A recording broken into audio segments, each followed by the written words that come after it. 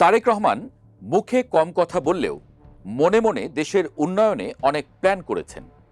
শনিবার প্রেস ব্রিফিংয়ে অল্প কথায় প্রশ্নের উত্তর দিলেও ভেতরে ভেতরে যে দেশকে নিয়ে অনেক পরিকল্পনা করছেন তার বিস্তারিত ব্যাখ্যা দেননি।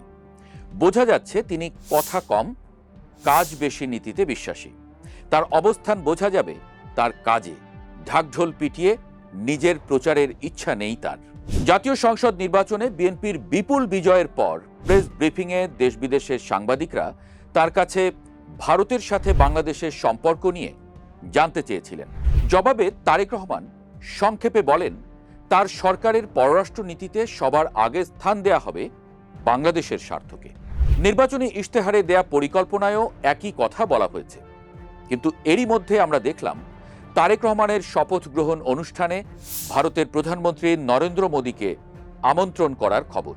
শুধু ভারত নয়, পাকিস্তান, চীন সহ প্রতিবেশী অন্যান্য দেশের প্রতিনিধিদেরকেও আমন্ত্রণ জানানো হয়েছে। বিএনপির পক্ষ থেকে ভারতের প্রধানমন্ত্রীকে আমন্ত্রণ জানানোর মধ্যে ভারতের সাথে সম্পর্ক উন্নয়নের ইঙ্গিত আছে। কিন্তু আওয়ামী লীগের পতনের পর থেকে দুই দেশের সম্পর্কে এক ধরনের উত্তেজনা আছে। এটা কমিয়ে আনার চেষ্টা আছে বিএনপির এই উদ্যোগে।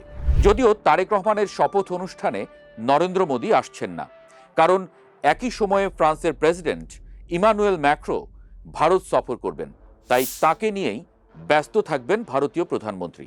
এর আগে সাবেক প্রধানমন্ত্রী বেগম খালেদা জিয়ার শেষকৃত্যে যোগ দিতে ভারতের পররাষ্ট্রমন্ত্রী জয়শঙ্করকে বাংলাদেশে পাঠিয়েছিলেন মোদী।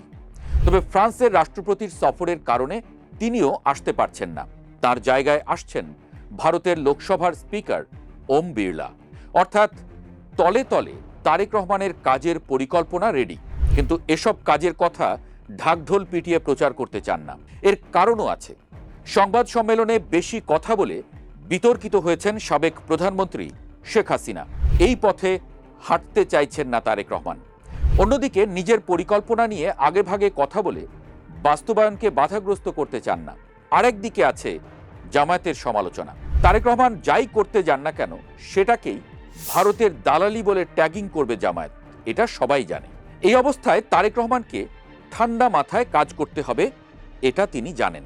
জামায়াতকে রুখে দেওয়ার জন্য আওয়ামী লীগকে রাজনীতি করার সুযোগ দেবেন কিনা এটাও নিশ্চিত করে বলা যাচ্ছে না।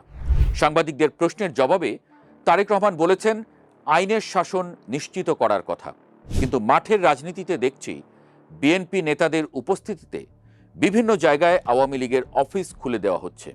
আওয়ামী লীগ অফিসে জাতীয় পতাকা তোলা কিংবা ধানমন্ডির ৩২ নম্বরে শোক পালন কর্মসূচিও শুরু হয়েছে। বিএনপি অফিসিয়ালি এগুলোর বিরুদ্ধে অবস্থান নেয়নি। কোনো কথা না বলে এখানেও কি কোনো বার্তা দিতে চাচ্ছেন তারেক রহমান?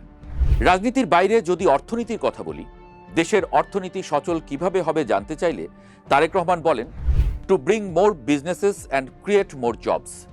উত্তরটা সহজ, কিন্তু অনেক ইঙ্গিতবহ। বিএনপি নির্বাচনের আগেই বলেছে তারা অর্থনীতিকে গতিশীল করতে চান। সাংবাদিকদের প্রশ্নের উত্তরেও তারেক রহমান তার প্রধান করণীয় হিসেবে যে 4টি বিষয়ের কথা বলেছেন তার প্রথমটিই ছিল অর্থনীতিকে স্থিতিশীল করা। এই কাজে ভারতকে অবশ্যই লাগবে, চীনকেও লাগবে। এই পরাশক্তিগুলোকে তিনি কিভাবে ব্যালেন্স করেন সেটা আগামী দিনেই বোঝা যাবে। কিন্তু লক্ষ্য স্পষ্ট, কর্মক্ষেত্র তৈরি করা। মানুষের হাতে কাজ না থাকলে অর্থনীতি টিকবে না, তিনি খুব ভালোই জানেন বিষয়টি। এবারের ভোটে তারেক রহমানের অন্যতম তুরুপের তাস ছিল ফ্যামিলি কার্ড, ফার্মার্স কার্ড এবং বেকার ভাতা। এগুলো শুধু একটা কার্ড, একটা রাষ্ট্রের ব্যবস্থা। বাংলাদেশকে ওয়েলফেয়ার স্টেটে রূপান্তরের একটা বড় ধাপ। শুধু তাই নয়, ফার্মার্স কার্ডের মধ্য দিয়ে বীজ, সার বিতরণের মাধ্যমে কৃষি পণ্য উৎপাদন থেকে ন্যায্য মূল্যে কৃষি পণ্য বিক্রি পর্যন্ত পুরো প্রসেসটা যুক্ত থাকায় কৃষক থেকে ব্যাপারী পর্যন্ত সবার অর্থনৈতিক জীবনযাত্রা নিশ্চিত করা হয়েছে। তারেক রহমান দেশে এসে বলেছিলেন তার একটা প্ল্যান আছে। বিএনপির নির্বাচনী ইশতেহার, নির্বাচনে জয়ের পরে বক্তব্য, সবকিছুই এখন পর্যন্ত সেই প্ল্যান অনুসারেই চলছে। এখন পর্যন্ত পপুলার রাজনীতি করার চেষ্টা করেননি। দল বা দলের বাইরে চাটুকারিতাকেও স্থান দেননি। সহজ কথা হলো, তারেক রহমান কম কথা বলে বেশি কাজ করতে চাইছেন। কথার ফুলঝুরির বদলে নিজের দৃঢ় অবস্থান বজায় রেখে দেশকে এগিয়ে নিতে চান।